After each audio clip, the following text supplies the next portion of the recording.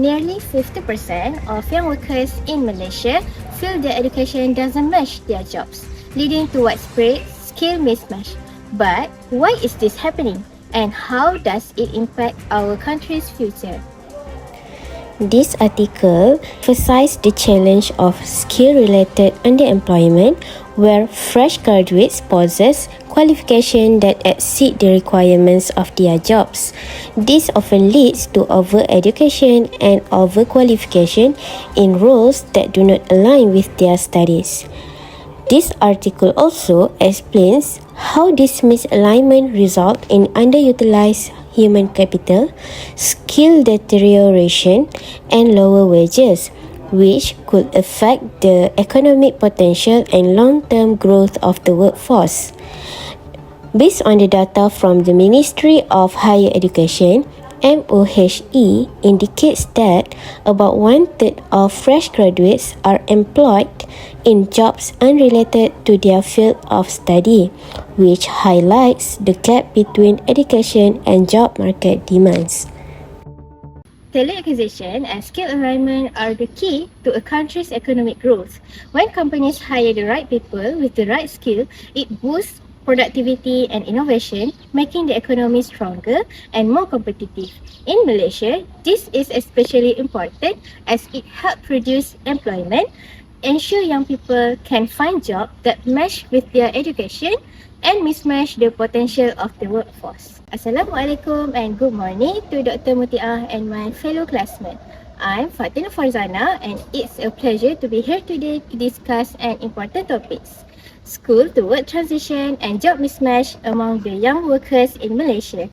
Now, I will highlight the main issues from the article. The first one, skill mismatch. According to the article, over 20% of young workers are overeducated, meaning they have qualification beyond what their job requires. Almost 50% of respondents feel their education doesn't match their occupation. This mismatch has significant consequences for productivity and job satisfaction, as overqualified workers may feel demotivated or underutilized.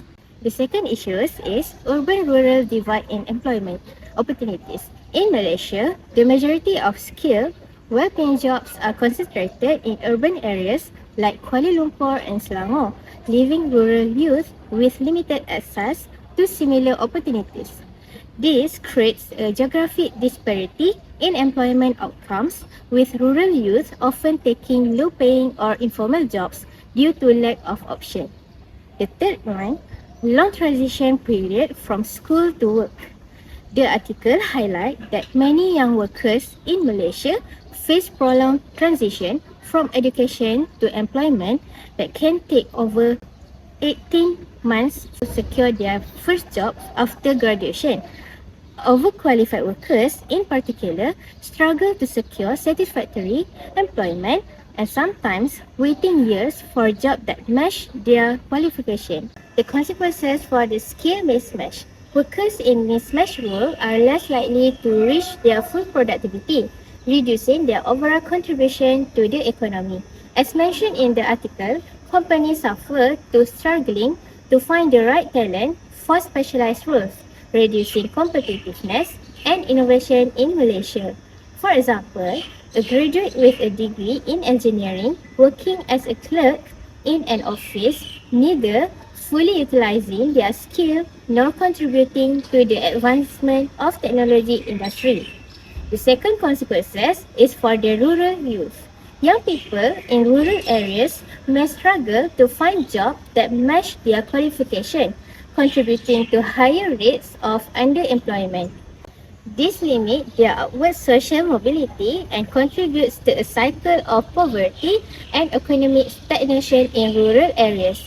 For example, a rural graduates might have to move to an urban area, leaving their community behind, or settle for less skilled employment in their hometown. Consequences of long transition. Prolonged transition after a career development, wage growth and life satisfaction. This delay also hampers the country's economic growth, as young people spend too much time in the job search process rather than contributing to productivity. For example, a recent graduate might spend a year in internship or temporary jobs before securing stable, permanent employment. Now, I will point out the solution from the article. The first one, improve human capital quality. Instead of just increasing the number of tertiary educated workers, effort should be directed towards improving the quality of human capital. This involves better aligning educational program with labour market demands to ensure that graduates possess the skill employer needs. Second, create more skilled jobs. The economy should focus on generating more skilled employment opportunities that match the qualification of university graduates. This can help reduce the oversupply of overqualified workers who are forced to take over lower skilled jobs. Training, retraining, and upskilling. It stresses the need for continuous training, retraining, and upskilling of the workforce to keep pace with technological advancement and changing job market demands. This can be supported through government initiatives. To tackle this challenge, I propose two recommendations that can pave the way for a more effective school-toward transition. The first one, public-private partnership for job creation.